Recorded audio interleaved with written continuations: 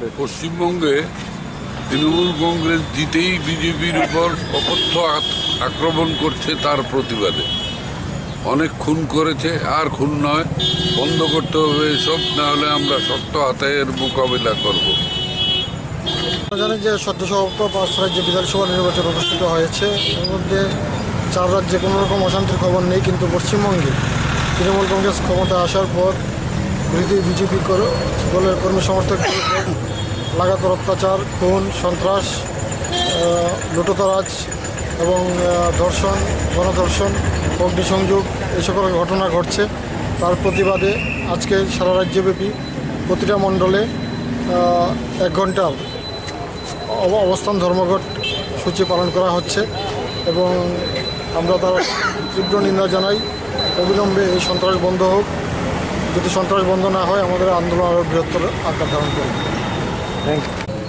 আমরা সবাই অবগত আছি যে গত 2 তারিখ পশ্চিমবাংলার যে বিধানসভা নির্বাচনের ফলাফল ঘোষিত হওয়ার সাথে সাথে গোটা পশ্চিমবঙ্গ ব্যাপী যারা সরকারে এসছেন তারা নেত্রী বলেছেন যে ওনারা বিজয় উৎসব করবেন না, কিন্তু মানুষকে হত্যা করে, মানুষকে খুন করে, মানুষের বাড়িঘর লুট করে, আপনারা বিভিন্ন ভিডিও আপনারাও দেখেছেন, আমরাও দেখেছি যেটা ওনারা করছেন। তার বিরুদ্ধে আজকে শুধু আমাদের এই জিবি বাজারে বা 6 আগরতলাতে নয়, ভারতবর্ষের গোটা রাষ্ট্রব্যাপী ভারতীয় জনতা পার্টির এই আক্রোশ চলছে।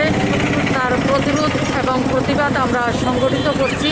তো আজকে আমরা পশ্চিমবঙ্গের নবনির্বাচিত সরকারকে আমরা হুঁশিয়ারি দিতে চাই যে তারা যেটা করছেন সেটা গণতন্ত্রকে ওনারা হত্যা করছেন। আমরা গণতন্ত্রকে রক্ষা করার জন্য ওনাকে আমরা অনুরোধ করছি, এবং যদি সেটা না করেন তাহলে ভারতীয় জনতা পার্টিও সেটা জবাব দিতে জানে।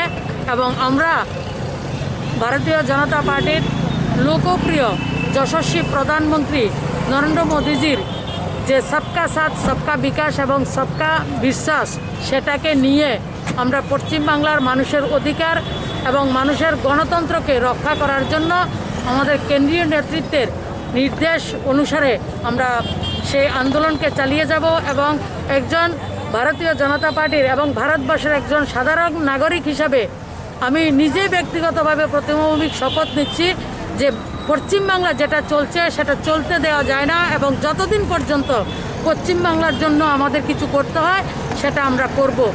আপনারা গতকালকে দেখেছেন যে ভারত ভাগ হওয়ার পরে মানুষ যেমন তল্পা নিয়ে নিজের মা বোনদের ইজ্জত রক্ষা করার জন্য সেই পূর্ব পাকিস্তান থেকে, পশ্চিম পাকিস্তান থেকে ভারতবর্ষে আশ্রয় নিয়েছিল।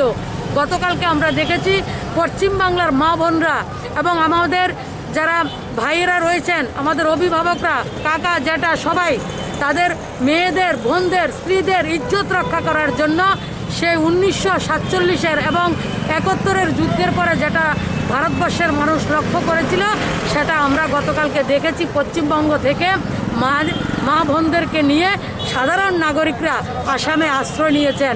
সে ভারত ভাগের পরের যে আতঙ্কটা, যে গণহত্যাটা হয়েছিল, আজকে পশ্চিমবাংলা সে গণহত্যাটা, যেটা পশ্চিমবাংলা আমরা জানি যে বাংলা যেটা আজকে চিন্তা করে গোটা দুনিয়া সেটা পরের দিন চিন্তা করে।